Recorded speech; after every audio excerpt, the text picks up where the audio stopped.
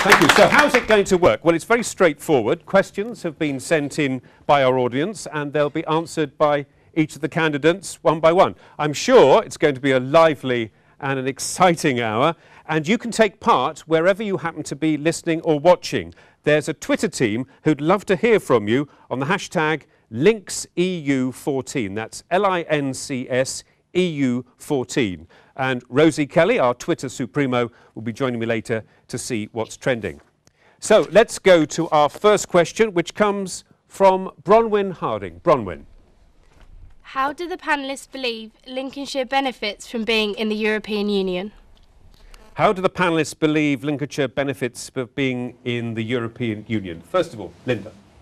Well, the Labour Party believes that the whole of the UK benefits from being in the European Union. The CBI have estimated that every household in the UK is £3,000 a year on average better off because of the fact that we are part of the EU. With regard to Lincoln specifically and Lincolnshire, there are thousands of jobs, 30,000 jobs plus in Lincolnshire that are at risk if we leave the EU. As far as Lincoln is concerned, the major employer, one of the major employers is Siemens.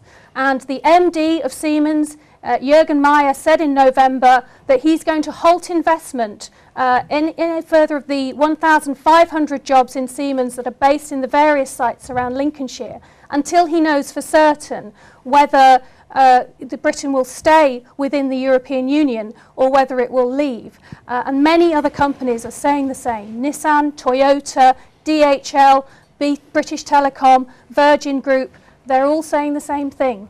The companies are extremely concerned about Brexit.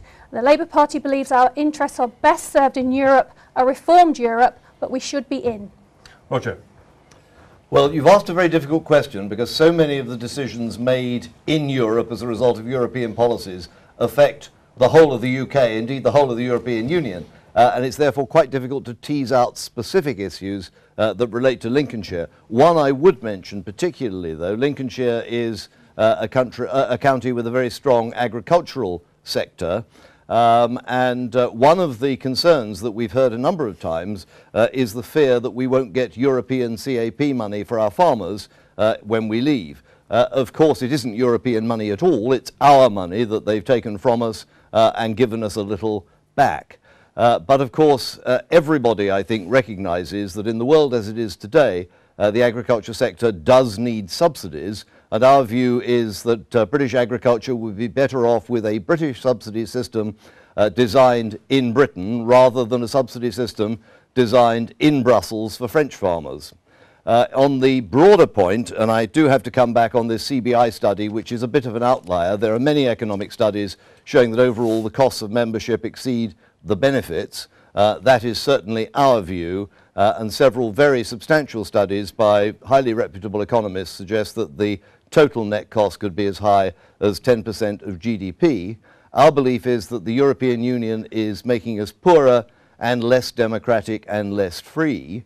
And the particular point which we would want to make is that all the benefits which are available from membership in terms of trade would be available, indeed will be available, after Britain leaves the European Union through a free trade agreement. And in response to the point about companies saying, well, it'll be a terrible thing if we leave, if you recall 15 years ago, they were saying exactly the same thing about the European currency, the single currency. We were being told if we don't join the euro, it'll be a disaster, the City of London will collapse, all the business will move to Frankfurt. We really should join the euro because if we don't, Britain will be isolated and marginalised and go down the drain. We are hearing the same rhetoric from the same companies and in some cases the same people today. It was wrong then, of course it's wrong now. Thank you, Roger. Kat. People here will benefit and are benefiting from a lot of things. For example, we get sick pay, we get paid holidays, we get maternity leave, all things that have been regulated by the EU, and I think that sometimes is forgotten.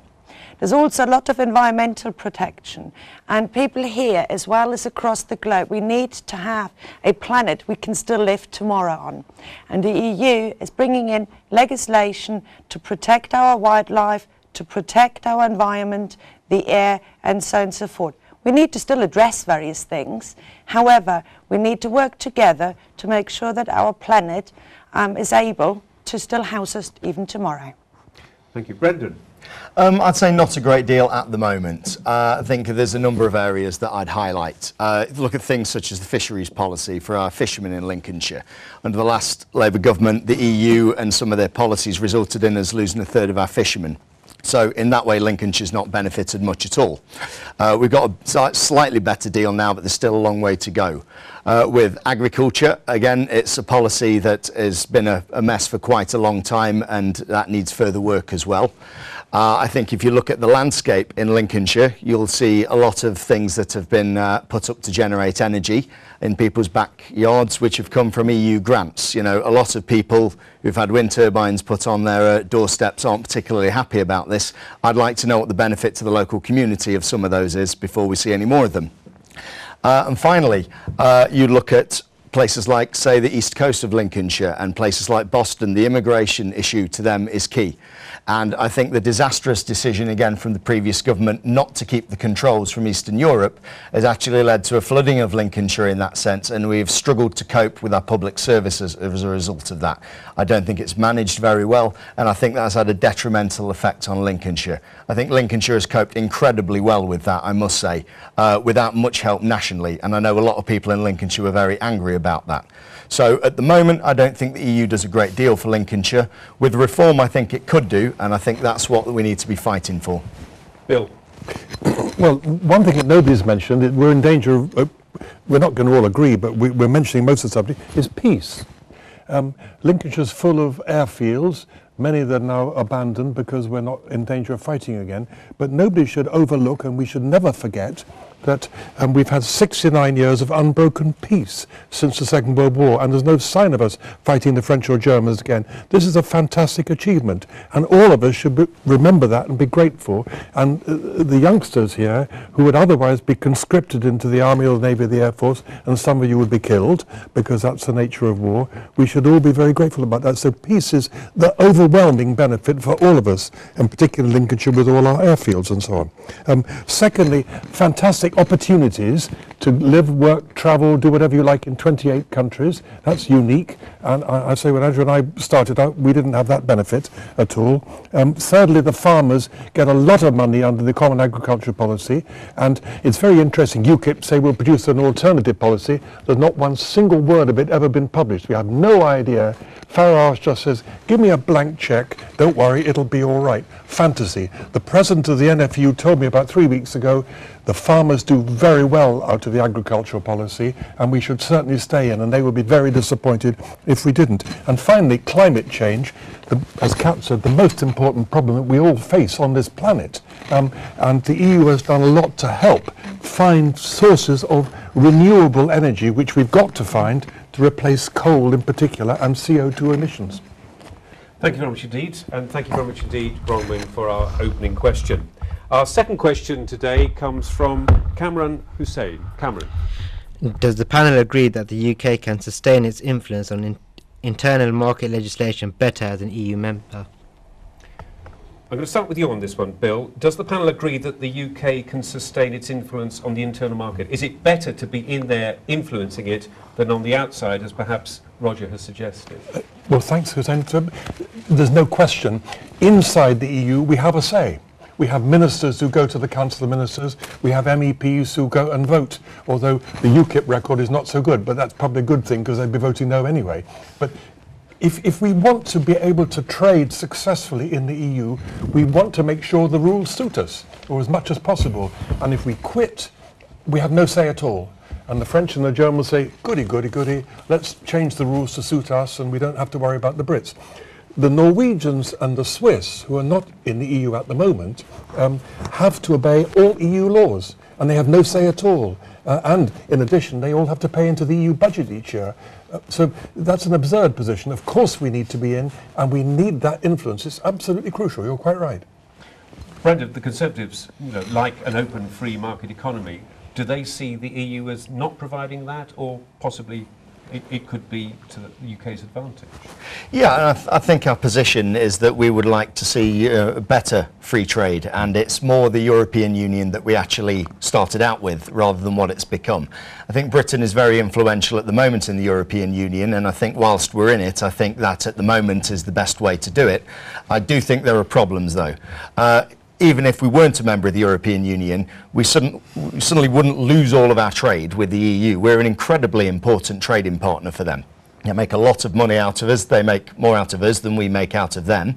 There are countries we trade with outside the EU at the moment. We don't suddenly not trade with them just because they're not EU members. So whether we are a member or whether we're not a member, that trade's still going to happen.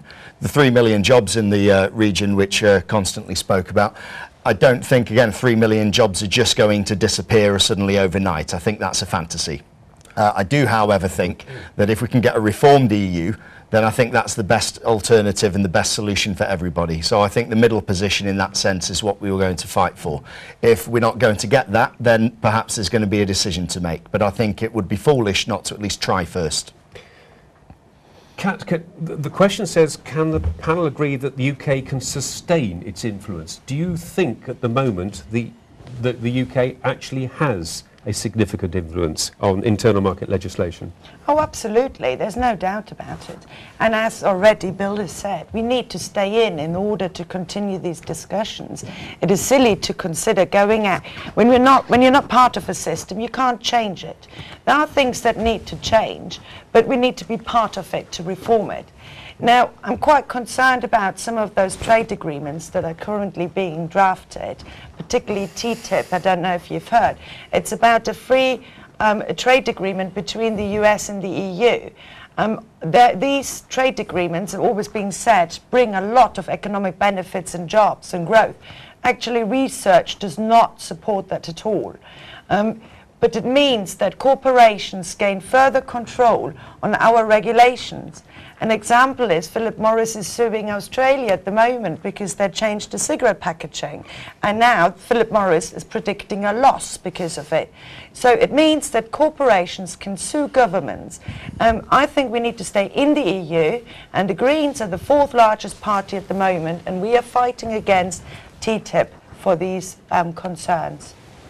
Roger, Bill's thrown a bit of a gauntlet down to you, but you are standing for election as an MEP, so in some sense you must believe in something, and you must believe that we do have some sort of significant influence, and hopefully being in it is better than being out of it. No, I believe in independence and self-determination for our country, and I wish to become an MEP in order to promote that cause primarily. Bill loves to make his cheap point about participation, and I would like to remind Bill, as he knows perfectly well, that my own voting participation rate is actually better than the average of his Lib Dem group. Tell us about Nigel Farage's attendance. Well, it's a lot better than Nick Clegg's, who is twinned in the House of Commons and therefore exempted. We've talked a lot about free trade. We will hear a lot about free trade. Of course, let's remember the European Union is not a free trade area. It's a customs union. That is an old-fashioned 19th century concept, so much so that there is no other substantial customs union in the world. Now, we're asking about influence. Can we influence the single market? Now, certainly Europe is our largest export market, but we have other large export markets like America.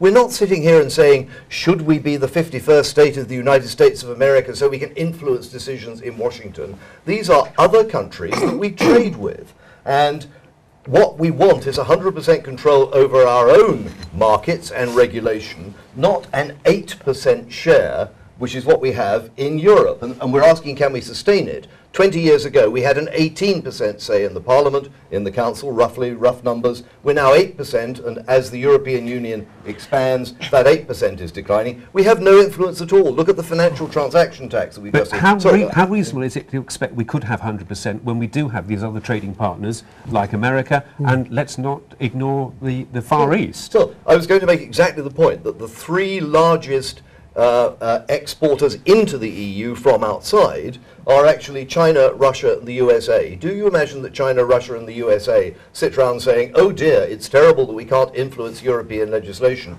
and we have to pay in to be allowed to go into the single market? Of course they don't. Britain is a major economy, somewhere in size between Canada and the USA, and we will trade on those terms. It's no good Bill talking about Norway and Switzerland. We're not Norway and Switzerland. We would do better as an independent country negotiating our own trade deals around the world. We want to rejoin the rest of the world where the growth is. We don't want to be preferentially linked to the one major economic area of the world that is in relative long-term decline. Linda, Labour's perspective. Well, Labour believes that we would lose a substantial amount of influence if outside of the EU.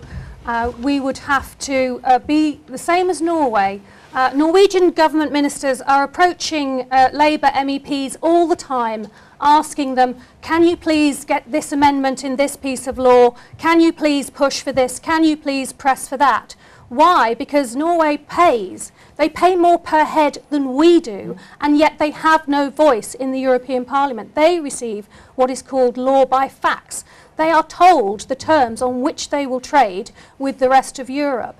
And I think it is ludicrous of UKIP to assert that within 24 hours we would be able to establish 27 separate free trade agreements. It's a single trading unit. We don't need 27, exactly. We need one. And 26 of them, all 27 of them will need to agree to allow us back into the single market if we leave the EU. One trade agreement. It is one trade agreement, but we would have to still pay, and we would have to pay more the same way that Norway does as well. What does Canada and America pay? Tell us that. How much do they pay for access to the single market? Or Russia, or China? All I would say is that Obama has said quite clearly he is not prepared to have a free trade agreement with the UK. USA was only prepared to negotiate a free trade agreement with the EU.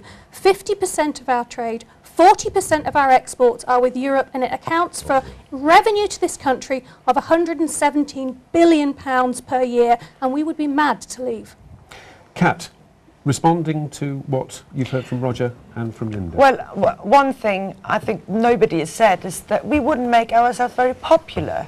I can tell you that Europeans would look, and they're already quite annoyed with Britain a little bit.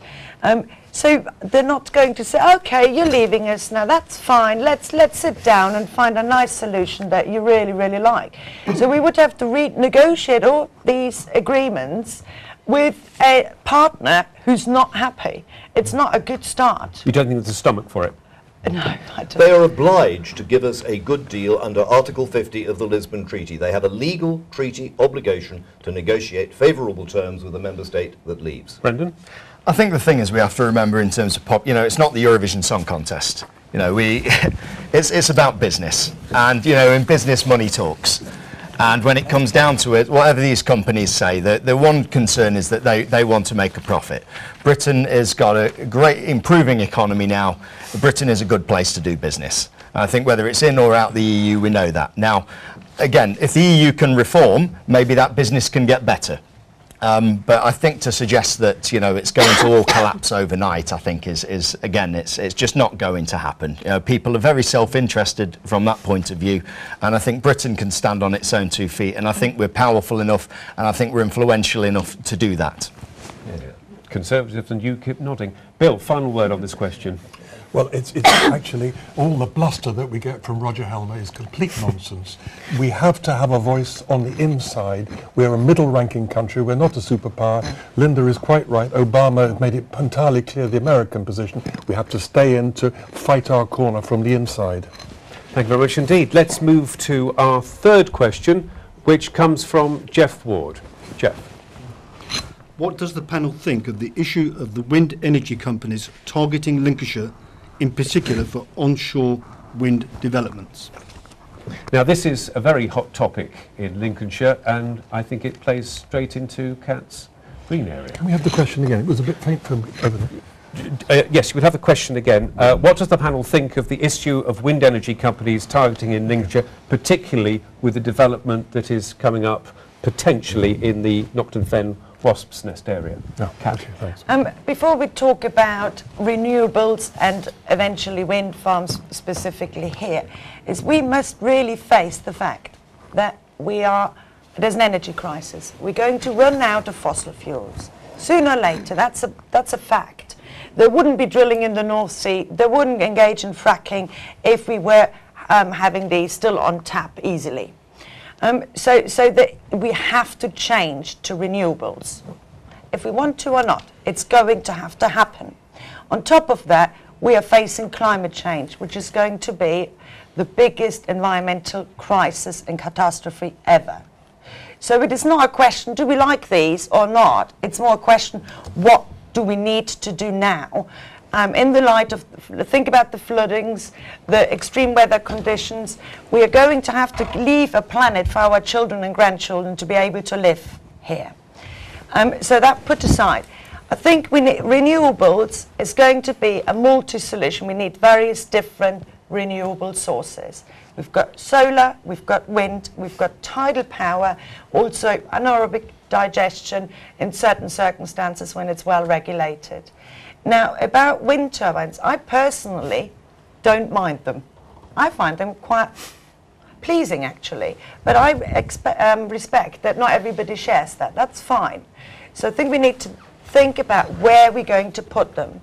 I would like to see far more offshore, to be frank. And of course the problem with that is the subsidies, and that we heard from the Conservative Party is that the subsidies will be dropped if they get back in after the general election. So can I bring Brendan in? I'll come back to you, Kat, but Brendan, because we've got quite a few questions to get through. Yeah, there is that, and I think choice is the key word as well. And for me, I think it's the local people and local authorities need a choice over these things. Now, if they think that turbines are the most appropriate form of energy, then fine, fair enough, that's their choice. What I don't want to see is local authorities and local people having things imposed on them because, you know, there's residents groups against something and a company's then gone to court and have gone over the democratic sort of principle of that, and it's being implemented without anybody having a say-so.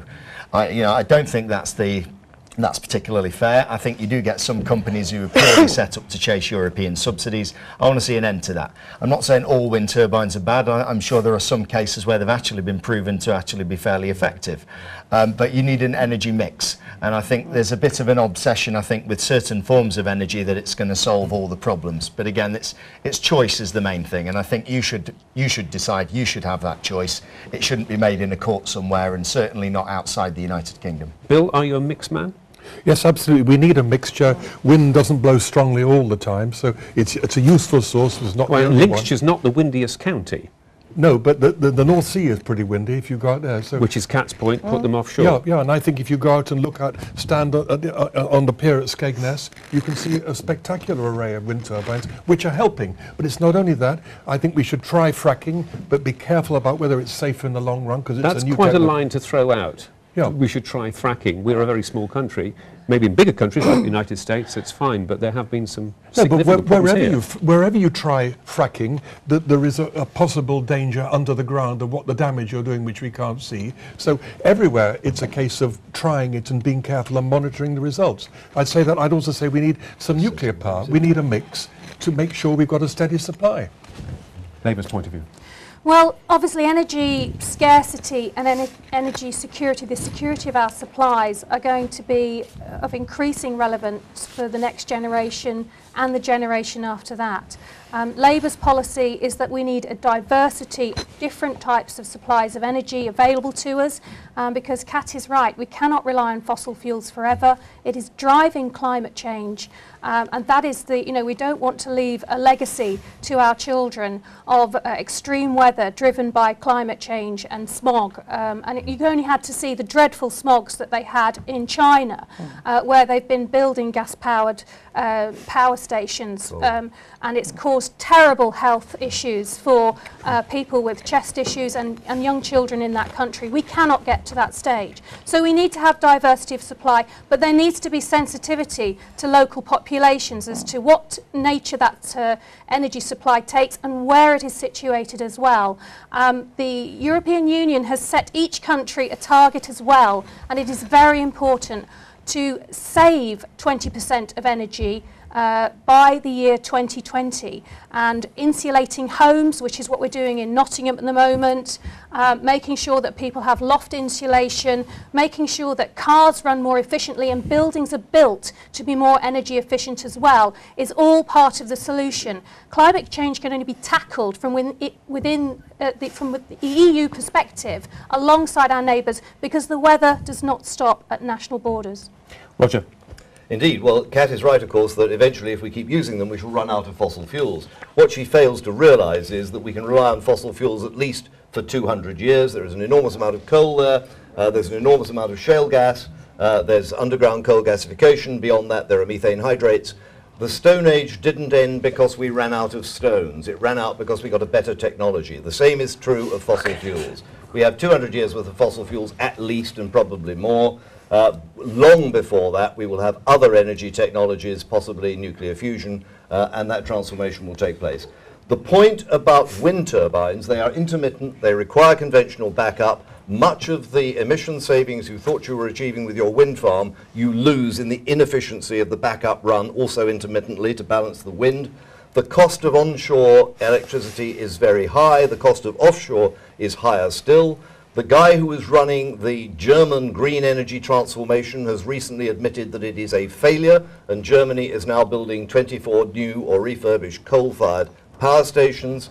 The European Commissioner responsible for industry, Antonio Tajani, has said that we are in Europe creating an industrial massacre with energy prices. We are driving energy-intensive businesses offshore, taking their jobs and their investment with them. That is what is happening. We are making almost no impact at all, actually, on emissions, particularly as there are currently about 1,200 new coal-fired power stations in the global pipeline. What we are doing is raising prices for homes, forcing pensioners into fuel poverty, for industry, forcing industry offshore. We actually have a disaster. While America has cheap shale gas, China has cheap coal. We cannot go on like this, because you young people will not have jobs in 10 and 20 years' time if we go on doing what we're doing. Renewables has more jobs than fossil fuel. It's a fascinating debate, and I'm actually going to give the panellists a little bit of a rest and move across to the audience and to Rosie. But whilst we have a shot, hopefully, of the audience, I haven't actually told the director I'm going to do this, and this might be a very interesting straw poll. Those in favour of having more wind farms in Lincolnshire, can you show with a stream of hands? So you're in favour of 150, 200 metre towers. Interesting, thank you very much indeed. And thank you for the question. Now, Rosie, we do have Twitter.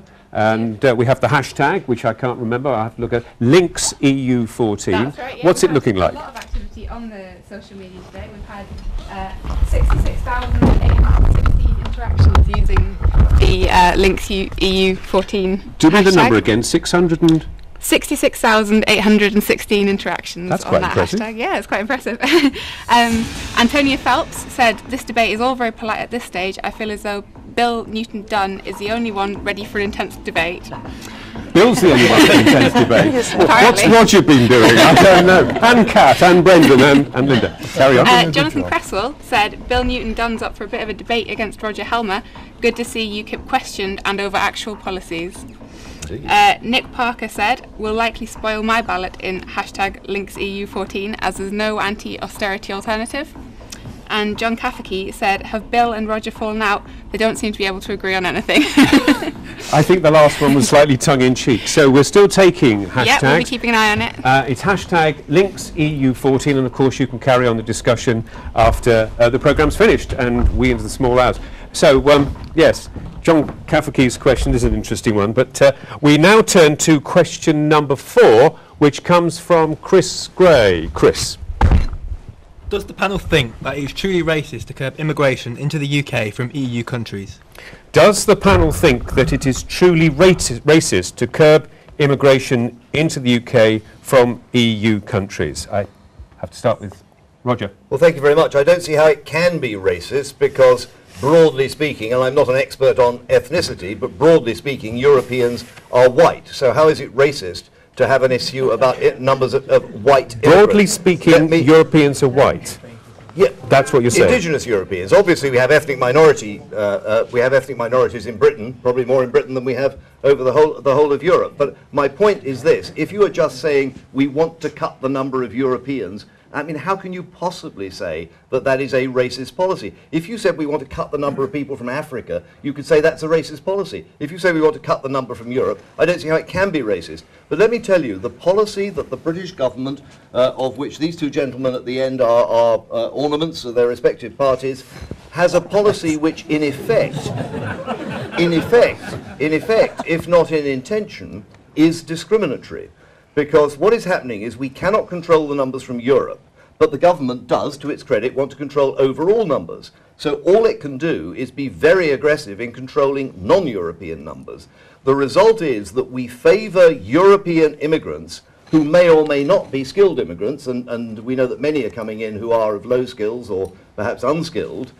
We favour them, but we discriminate against non-Europeans, many of whom are much more likely to be from other ethnic groups, for example, the Indian subcontinent. So we are preferring an unskilled Romanian rather than let's say, a highly skilled Indian software engineer or whatever. I think that is wrong. I would rather have the highly skilled Indian software engineer than the unskilled Romanian. Roger, let's hear from Kat. I'm not sure if I would say it's racist. I think it is scaremongering. I find it frightening, this move, and I think that immigrants are blamed for a lot that's going on. I understand that people are struggling, and I understand people are scared, but it's not the immigrants who've caused the recent recession. It's not the immigrants that are responsible for the lack of jobs. It is simply what's been happening, the previous and the current government been doing, not regulating the banking sector, for example, and so on and so forth. I think immigrants are, this country's benefiting from immigrants. I'm an immigrant myself. I came here 14 years ago. Your brief was a little bit outdated. And I've studied here, I worked here, I've had my daughter here. I've been part of Britain, and I've really experienced it as a welcoming, loving, tolerant place, and I would like it to stay like this. Bill, you're...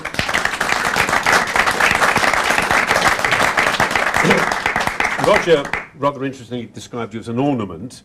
Where do you sit on this? Not at the end of the mantel shelf, I hope. It's tempting to go down that path, but I'll stick to the question. Thank you very much. The Lib Dem line is that immigration or movement throughout the EU is a basic right of membership of the EU, and we stick firmly by it. EU citizens, wherever they live, wherever they come from, are entitled to move around.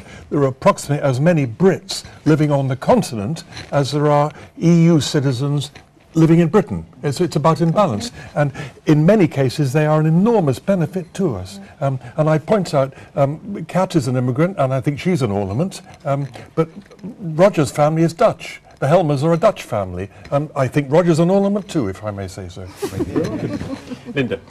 Well, Labour believes in the free movement of people. We do believe that migrant workers come here to work. There's no evidence that they come here to falsely claim benefits. That simply doesn't show up in any statistics that come out. It's scaremongering to say that they actually do that.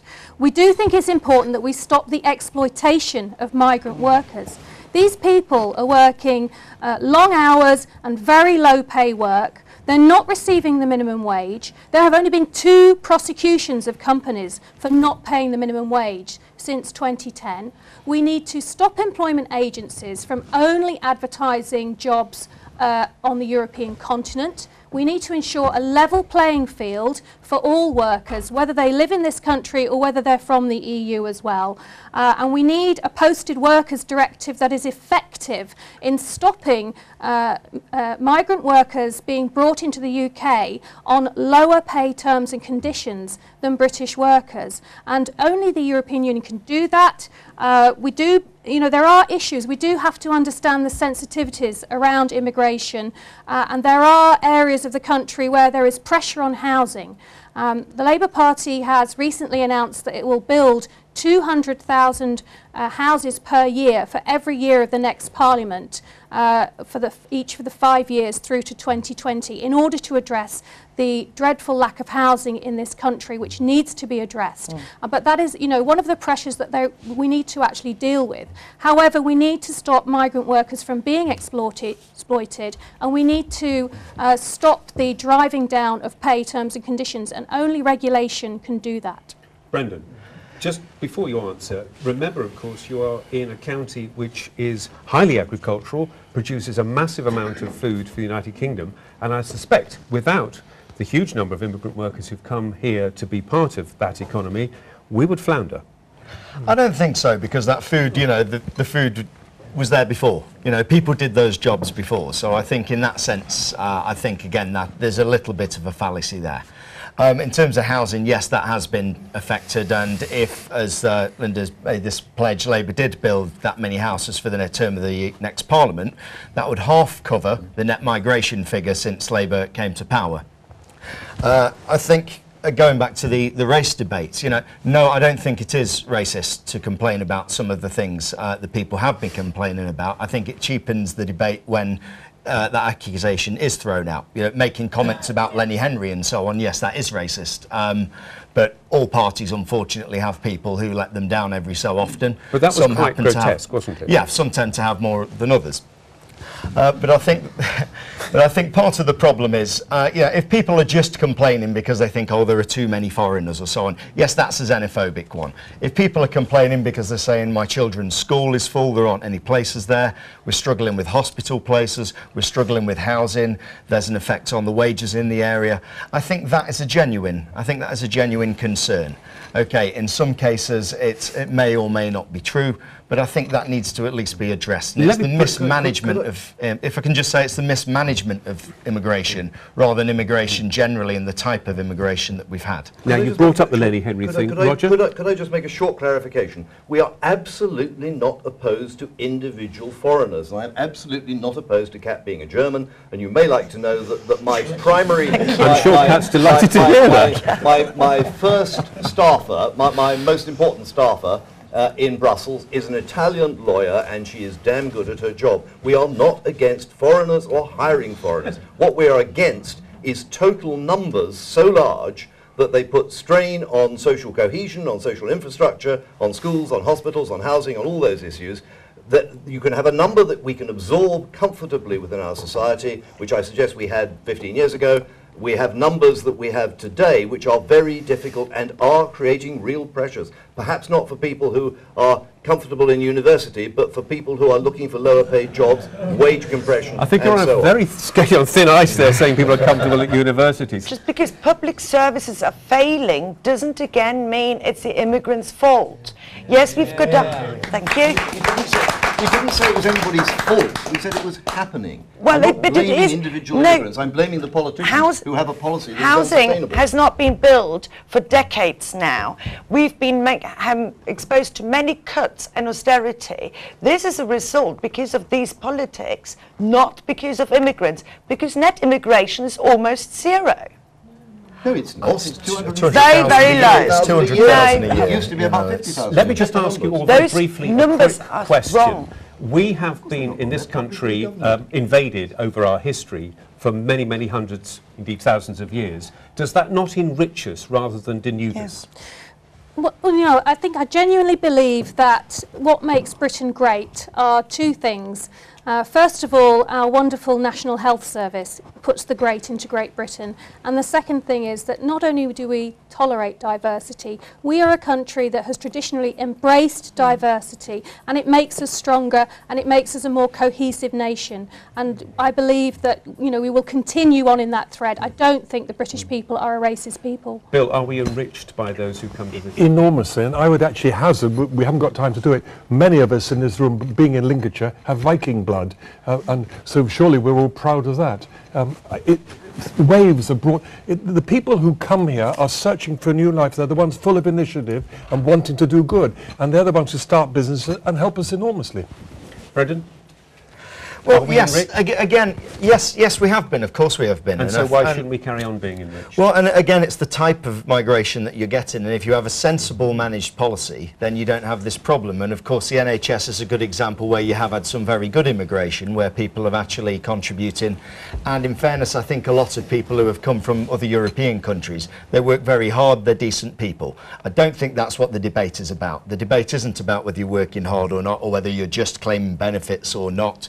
It's about capacity, and it's about whether you can cope with it. I'll come to Kat at the end. I need to move on. Roger, quickly. Yeah, I'm still concerned we're not focusing on the issue. This isn't about disliking foreigners or not wanting immigration. We welcome diversity, yes. If you go back enough generations, my family was probably an immigrant family, and probably most of us were. So that is not the problem. The problem is numbers, and the numbers who are placing all those pressures, as I've described, on our social cohesion and our social infrastructure. But we welcome emigrate as much as...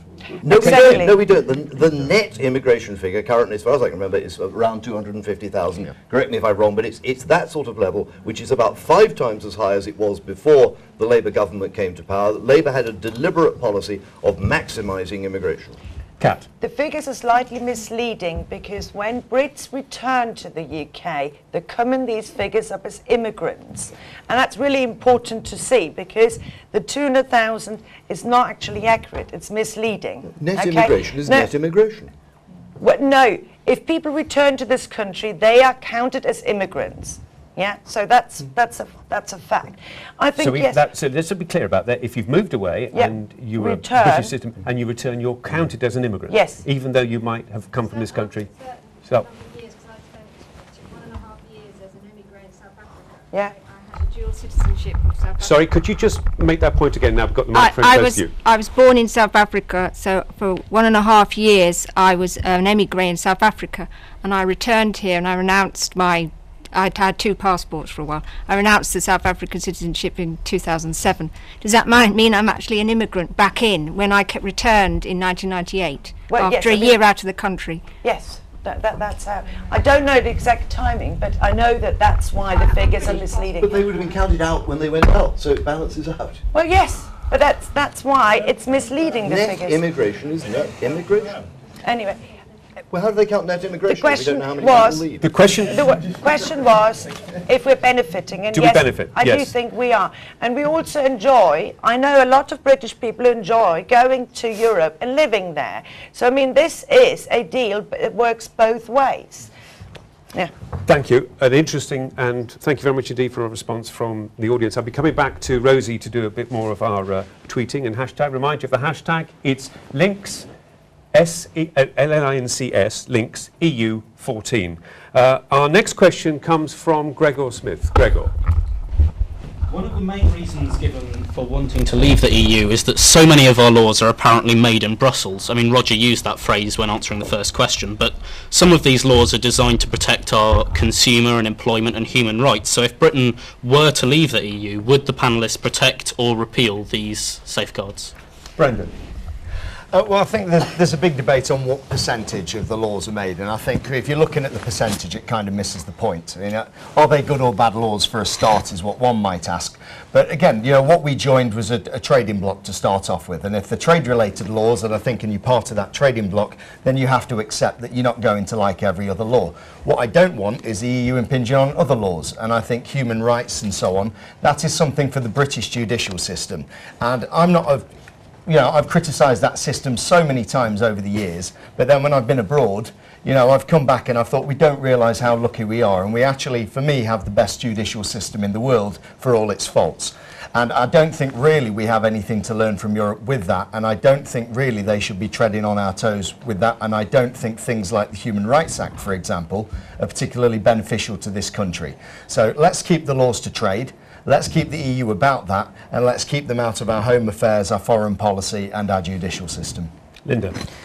Well, Labour believes that our interests are best served within the European Union, and we do say that there has to be a social underpinning to Europe, because otherwise British workers will simply end up being the most exploitable workforce in Europe with a complete hire and fire mentality. And one of the things that Labour is absolutely determined to tackle is the scourge of 0 hours contracts. And we need to do that from a European Union perspective as well as from a British perspective.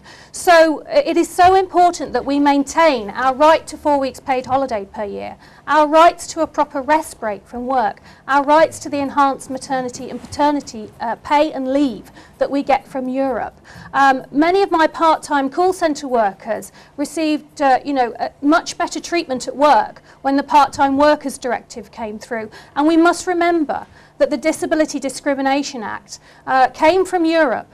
The Conservative government in 1995 did not want to bring it in, but I use that legislation every week in my job as a trade union representative representing call centre workers throughout the East Midlands. And so it is important we have this social underpinning. This is the red tape that David Cameron is trying to renegotiate his way out of. He wants a race to the bottom for pay terms and conditions for British workers, and we need to stay in the EU, and we need to vote Labour to stop that happening. Bill. I just want to say Brendan is completely wrong. We didn't join a trading bloc. We abandoned the European Free Trade Area, EFTA, to join the European family, which was always about more than just free trade. But so nobody told us. In 1975, in the referendum, a leaflet was delivered to every single house in the country, specifically saying that, and Mrs. Thatcher, leader of the opposition in 1975, said it is about more than free trade. If you were not listening, Roger, I can't help it. But my constituents were. I hear that all the time. But they were wrong. It's very clear. The document that was given to every house is actually up on my website, so people can see it. The other thing I just want to say is about, which we haven't mentioned, and the insanity of the UKIP position, and I'm sorry to say, of Theresa May and the Conservative Home Secretary, is if we leave, Theresa May wants to opt out of all cooperation on crime. Increasingly, crime hits us internationally. It comes across borders with all sorts of gangs and Chinese triads, Nigerians, Albanians, the mafia and so on, smuggling illegal immigrants, drugs, fake goods of every kind. And the silliest thing we can possibly do is to cut off cooperation on police with the rest of Europe. Roger. Well, Bill's right, of course. Crime comes across borders. And why does it come across borders? Because we've got open borders to Europe, and especially to these countries in Eastern Europe. Yeah, especially these countries in Eastern Europe, like Romania and Bulgaria and Croatia, which are essentially bandit states without anything that we would recognise as the rule of law. Well, I'm told it's unfair. I spent a week talking to lawyers in Croatia. But have you been to any of those countries? Yes, right. I was in Croatia talking to lawyers about their accession to the European Union. You're welcome back. No, I was full of trepidation. But actually, they didn't eat me alive. They actually said, this is terrible. We've been told we're going to get money from Europe to train us in European law, and we know the money's come into the government, but we as lawyers who need training have not seen a penny. That is an outrageous slur. Well, I'm sorry, it's not an outrageous slur. I'm telling you what my experience was when I went to Croatia. That is the case. Crime does indeed come across borders.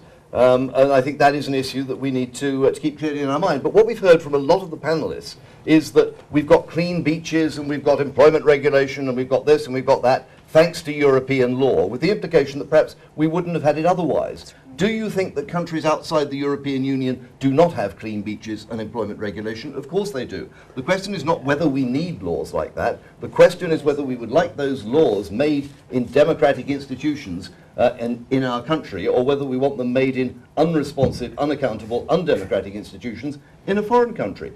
Do we not believe in democracy? Do we not want our own parliament to be able to make these decisions? Do we want to outsource our government to institutions where we have no control and little influence? Nonsense. Finally, Kat. Well, it would mean that we would have to start afresh on a lot of things. I mean, I've spoken to, for example, to Wildlife Trust, and they've said that the Habitats Directive and the Bird Directive was a godsend for wildlife. They didn't have the faith that we would do this kind of legislation ourselves, because unfortunately this government has got a very big corporate agenda and friends. So wildlife and climate change would not be on top of their agenda, as it isn't as yet anyway. Yeah. So about the Human Rights Act, I'm always puzzled why this country finds it so difficult to accept the human rights. Britain is telling other countries, it's not good, you're not sticking to the human rights. When I've looked at them the last time, I can't see a single point I would not agree with. So I would like to know what is so difficult to obeying to these basic human rights, and why is Britain, certain people I should say, or certain governments, often annoyed by having to obey to these, I think, very kind and reasonable rights. I don't see the problem. Thank you very much indeed. We're moving towards our final question, and I promised that I'd pop back and see what's happening on hashtag links EU14. Rosie, what's it looking like? Hello Any more again, Andrew. sparkling conversation? It's heating up on Twitter, actually. We've got Antonia Phelps says, all UKIP a scaremongering party that prey on people's fears in a time of austerity. Jack Maddock says that it seems like Linda Wood has learnt her lines.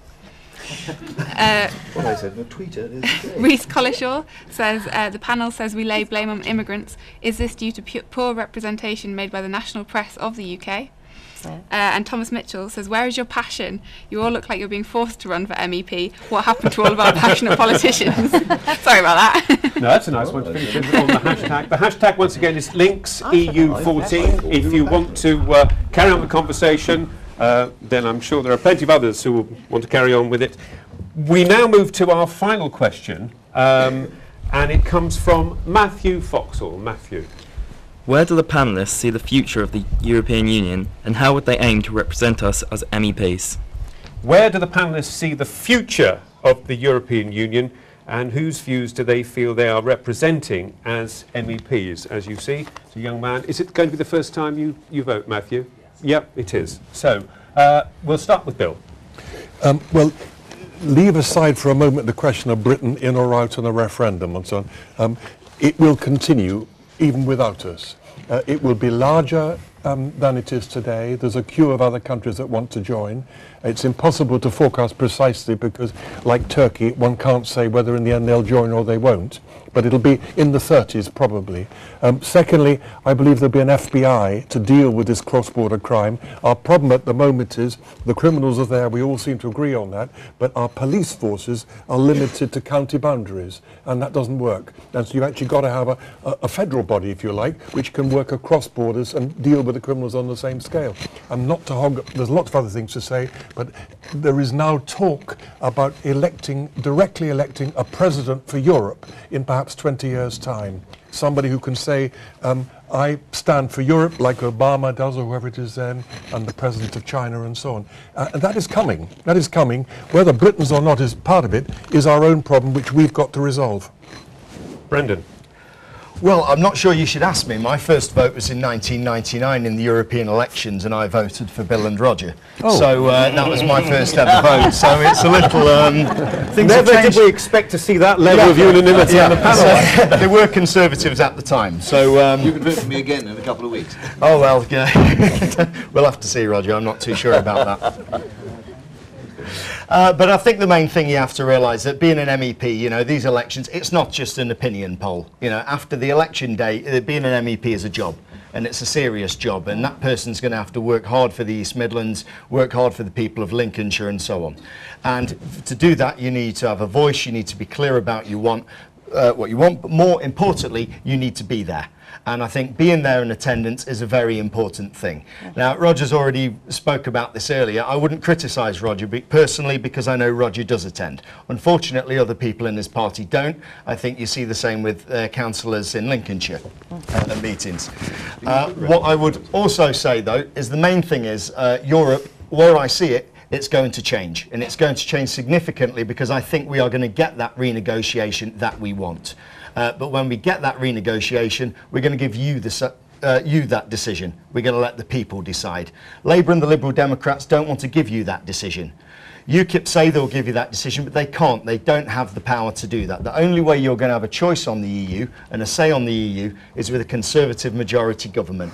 And whether we get that renegotiation or not, the decision is then with you. And that is the crucial difference between these parties. And that is our main offer to you. And that is where I see the European Union reformed with Britain in. But if it's not reformed, The people will have a choice, and it's the British people the European Union have to convince to stay in or to leave.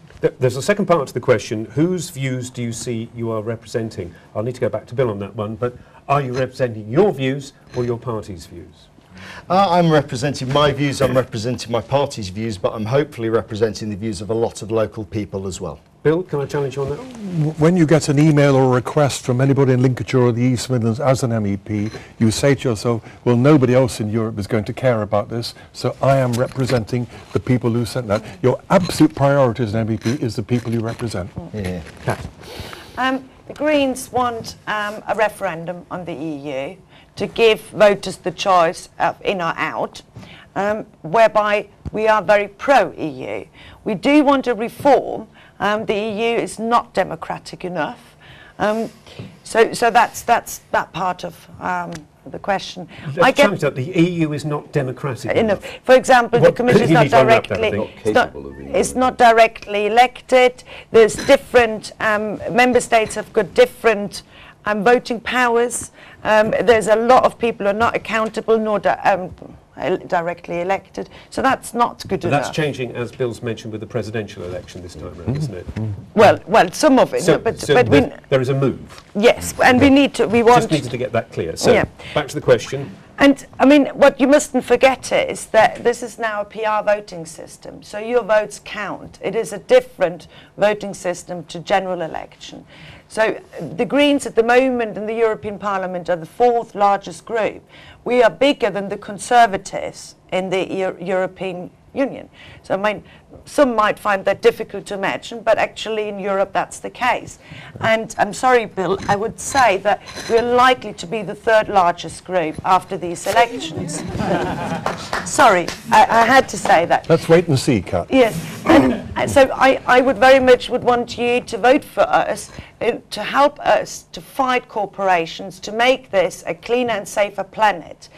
I, for once, would want to work very closely with people from the East Midlands, and I've already been contacted by thousands of emails asking me questions, and I haven't got any staff. I've been responding to every single one personally, and I will try my utmost to continue that communication to ensure that your needs are being met and heard. We only have a couple of minutes left. Roger, briefly if you can. Well, as best I can. The future, who knows the future? Nobody can tell. But the euro crisis is not over. We're just in a lull. The eurozone is teetering on the edge of deflation, and the central bank doesn't know what to do about it. It's been suggested that we can make the European Union democratic by electing a president. But democracy is more than vote counting. You need a people who feel they are part of the same project, and that doesn't exist across Europe. The last thing is the only reason the Conservatives are offering a referendum is because they're frightened of UKIP. That is why they are doing it. So our proposition for this election is vote UKIP because you will terrify them, and we will get the referendum. Last word with Labour. Labour is the only party that stands up for working people in Europe. We want to see a Europe that's less about subsidies and more about projects involving growth, jobs and investment in this region. We are the only party that stands up against big business. We voted in favour of the financial transactions tax. Tories and UKIP voted against it. We voted to cap bankers' bonuses. Tories and UKIP voted against it. We wanted measures to stop tax avoidance, and the Tories and UKIP voted against these. So we stand up for the ordinary people of this region, working people of this region. We want a Europe that's not just for business, but it's for the rest of us as well. That's where we have to leave it. Will you thank our panellists, Linda Woodings, Roger Helmer, Kat Boettge, Brendan Clarke and Bill Newton Dunn. And just one footnote from me. I came across a wonderful quote from Oberon Waugh. He thought that the EU was a good thing precisely because of the limitations it set on the influence of British politicians. He thought it would be much less harmful if we could all be run by Belgian ticket inspectors. Good night. I think we are sometimes.